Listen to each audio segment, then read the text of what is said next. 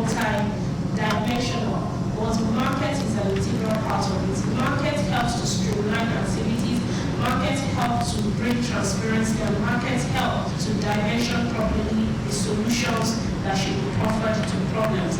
And once a farmer is assured of pricing, once a farmer is assured of offtake, nothing stops a farmer from putting in more effort, more money into production. Assurance is what is needed in the game, and as such, we begin to see financial sector also coming to the fore and giving the right support to what it requires. Adesanya hinted that the provision of a media-level food hub in Idioro, Mushe, and ongoing construction of 200 hectares logistics food hub in Epa with Governor Sanwo-Olu's approval for 7 additional ones in Agege, Abiju, along the Lekki-Epa Expressway, Okabi, Abuyadu, Ikorodu for aggregation, storage, and packaging of food items and products. With a lot of public-private partnerships, including commodity future exchange, Niger State collaboration on rice production, UK Foreign Commonwealth, and development of office for the coconut value chain. Adesanya said the state government has been able to further advance food system and security. In the same vein, Special Advisor to the Governor of Rice, Rotimi Fashola, noted that the Lagos state government is intensifying efforts to increase rice paddy to the tune of 200,000 metric tons for the Imata rice mill to be functional. The aim and the objective, going by the roadmap we have, is that Lagos State will give us at least 20% of what we need. Southwest will give us 40 to 50% of what they need of the paddy, and the rest can come from the rest of the country.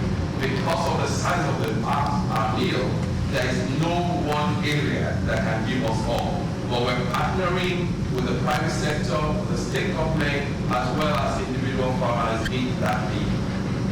Our correspondent, Diola Kinile, quotes the Commissioner of Agriculture as advocating the celebration of Farmers' Day to encourage farmers and promote their roles to enhance food security. Following a recent gas explosion in the Ajeromi Ifeoludu area of Lagos that resulted in fatalities, the Lagos State House of Assembly has called on concerned ministries, departments, and agencies of government to step up enforcement of safety laws to protect lives and property. The House at plenary, presided over by the Speaker, Mudashiru Obasa, tasked the Ministries of Physical Planning and Urban Development, as well as special duties, to up their responsibilities to ensure that the lives are protected against sales of combustible substances in residential areas. The lawmakers found that the proliferation of gas shops across the state and asked the Lagos State Safety Commission not to compromise on enforcement of laws regulating the activity of such outlets. The House also urged the government to support the victims in form of relief materials. It should be recalled that the gas explosion led to the death of 15 residents, with at least 35 others sustaining injuries. The Nigerian National Petroleum Corporation, NNPC Limited, has warned motorists and the public against the buying of premium motor spirit, commonly referred to as petrol. Chief Corporate Communications Officer, NNPCL, Olufemi Shoneye, in a statement, said the corporation emphasized that the supply and distribution of petrol across the nation have witnessed significant improvement. According to Shoneye, NNPC officials have conducted thorough monitoring of filling stations in various states, including Lagos and Federal Capital Territory, FCT, where the queues have notably decreased. It reassured the public that this positive trend will continue to expand to other states in the coming days.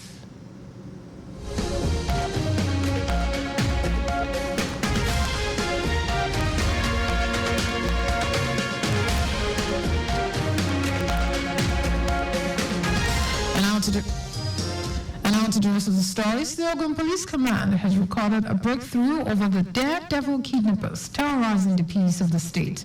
The command's public relations officer, Omolola Udutala, while addressing newsmen, said on the 4th of May, a distress call was put across to the DPO of Muwe Divisional Headquarters over the kidnapping of 3 Indian nationals at Kajala Junction along Ibadan-Lagos Expressway. Odutala said that anti-kidnapping section of the command, in concert with police formations in the axis, with other local security agents swung into action by combing the area.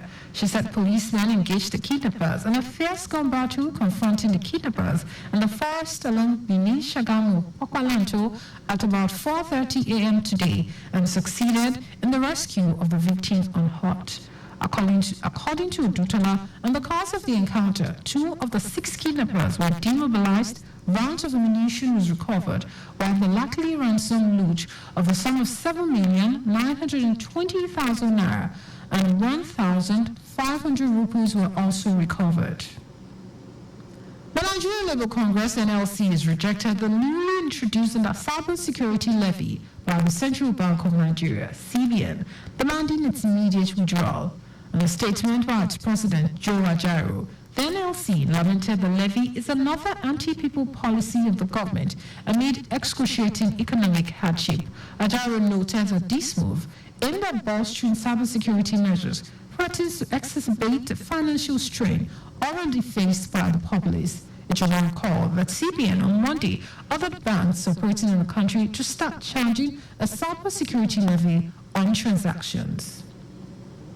The presidency has announced that President Bola Tinubu and his aides will return to Nigeria from Europe on Wednesday, May 8.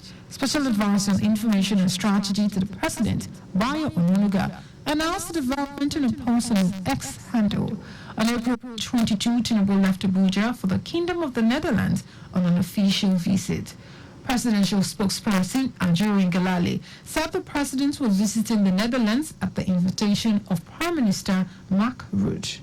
After the engagement in the Netherlands, Tinubu proceeded to Riyadh in Saudi Arabia to attend a special World Economic Forum (WEF) meeting between April 28 and 29.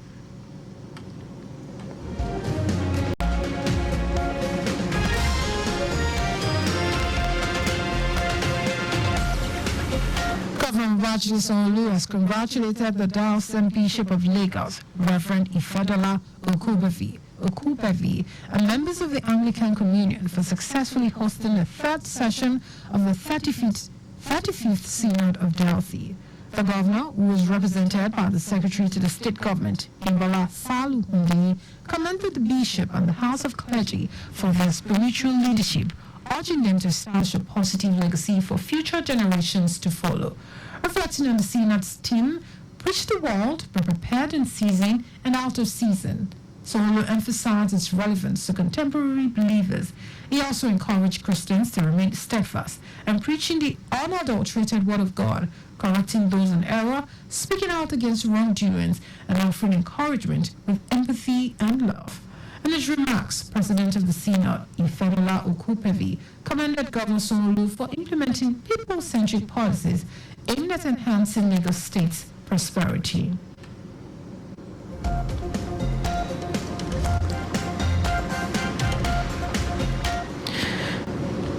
In foreign news, heavy rains which caused widespread flooding in the southern Brazilian state of Rio Grande do Sul have left hundreds of towns underwater. At least 85 people died in the floods and about 150,000 others have been displaced from their homes. Officials said some towns remain isolated in hopes of finding the more than 130 people who are still missing are dwindling. More heavy rains forecast for this week are expected to further exacerbate the situation in the region. And in sports, Nigeria's Aruna Quadri will face off with the South Korea's Cho Tae-seong in the men's singles round of 16 of the World Table Tennis Saudi Smash 2024, taking place in Jeddah, Saudi Arabia. The Nigerian once again showed character as they came from behind to edge Lee Sang-soo of South Korea 3-2 in a round of 32 slugfest at King Abdullah Sports City Infinity Arena on Monday morning. Aruna made a flying start to his Saudi Smash campaign by coming from behind to beat Shawad Kamal Achanta 2-3, who won 2 singles titles at the ITTF Pro Tour, the first in 2010, and reached the semi-finals in the men's singles event at 2017 World Championship. Just before we go, speed thrills but kills. please do not drive beyond the specified speed limits. You can follow us on like all our various social media platforms: X, Traffic Radio 961, Instagram, Lagos Traffic Radio 961. Subscribe and watch our news and programs live on YouTube at Traffic Radio 961. You can also visit our website at trafficradio961.ng. Did you know that Solo administration supplied 86,000 dual furniture set to 775 public schools? You can get more details on the Lagos State Government website. So in the news, here are the highlights of the major stories.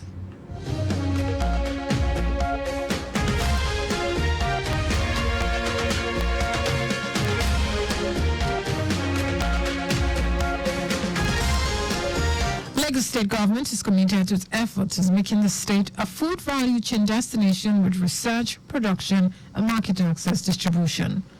The Nigeria Labour Congress, NLC, has rejected the newly introduced cybersecurity levy by the Central Bank of Nigeria, CBN, demanding its immediate withdrawal.